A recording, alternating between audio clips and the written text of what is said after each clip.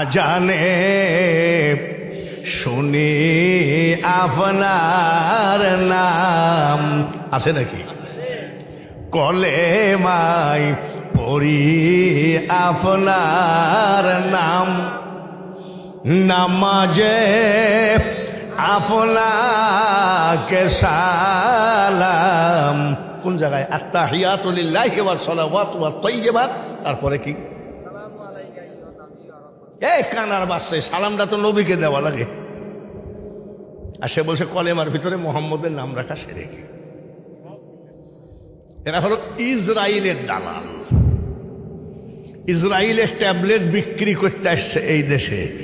সব দেশে ইসরায়েলের ট্যাবলেট বিক্রি হবে, বাংলার জমিনে হবে না। কি জন্যে? এইখানে বাবা হাবিবুল্লাহ, নদীর ওই পারে মখদুম বাবা, তারপরে কয়েক কিলো দূরে শাহ শরীফ জিন্দানি। ওরে পাগলের দল, আমি বাঙালি হুজুর শুধু আজকে নয়, বহু আগে থাকতে বলে আসছি, তোদের ট্যাবলেট বহু দেশে বিক্রি হবে, বাংলাদেশে নয়। নবীজির মুখে দুর্গন্ধ ছিল এত বড়। আর নবীজি যে রাস্তা দিয়ে যেতেন, আধা ঘন্টা বরাবর মেশকো আম্বরের ঘ্রাণ পাওয়া যেত। আচ্ছা বলেন, নবীজির মার নাম কি? মা আমেনা। মা আমেনা গোসলখানা থেকে বের হলেন, নবীজির দাদি ঢুকলেন।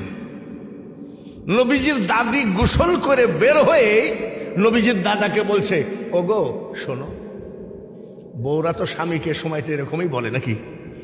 ওগো শোনো, কি আমাদের বৌমা তো বিধবা, মানে বাবা আব্দুল্লাহ মারা গেছে, এত দামি আতর ব্যবহার করে, মানুষের তো খেয়াল যায়। কথা তো ঠিকই। আমি যদি দামি আতর ব্যবহার করে রাস্তা দিয়ে যাই, তখন লোক বলবে, বাপরে কি মাখা মালগুর। তো আমাদের বৌমা যে দামি আতর ব্যবহার করে, তুমি জানলা কেমনে? নবীজির দাদি বলতেছে, আজকে আমি আমাদের বৌমা আমেনার বাথরুমে ঢুকেছিলাম, গোসলখানায় ঢুকেছিলাম, মনে হচ্ছে যেন শুধু দামি দামি আতর গোসলখানার ভিতরে ঢেলে রেখেছে। আমি যদি বলি, মেয়ে মানুষ মাইন্ড করবে, তুমি বললো যে নবীজির দাদা বলতে, আচ্ছা আমি বলবো, তুমি যাও। বৌমা শোনো, আসলেন মা আমিনা। দেখো, একে তো তুমি বিধবা, তোমার স্বামী নাই, এত দামি আতর ব্যবহার করো না।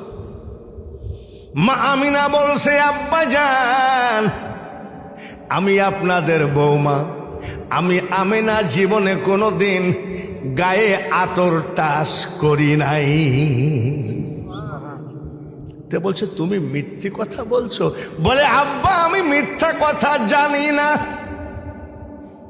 তুমি এত দূরে আসো, আমি এখান থেকে আতরের ঘ্রাণ পাচ্ছে? তুমি এত দূরে আসো, আমি এখান থেকে আতরের ঘ্রাণ পাচ্ছে? মা আমিনা বলেন, আব্বা তাহলে শোনেন গো, যেদিন থেকে আমার পেটে বাচ্চা প্রবেশ করেছে, শুধু গোসলখানা নয়, রান্নাঘর, ড্রয়িং রুম, বেডরুম, আমার লেপ তোষক বালিশ, এমন কি গো আব্বা, আমি আমিনার লোমের গুড়ায় গুড়ায় জান্নাতি আতরের ঘ্রাণ আমি পাই। নারায়ে তাকবীর, নারায়ে রিসালাত। আমরা সেই নবীর উম্মত, বলুন আলহামদুলিল্লাহ।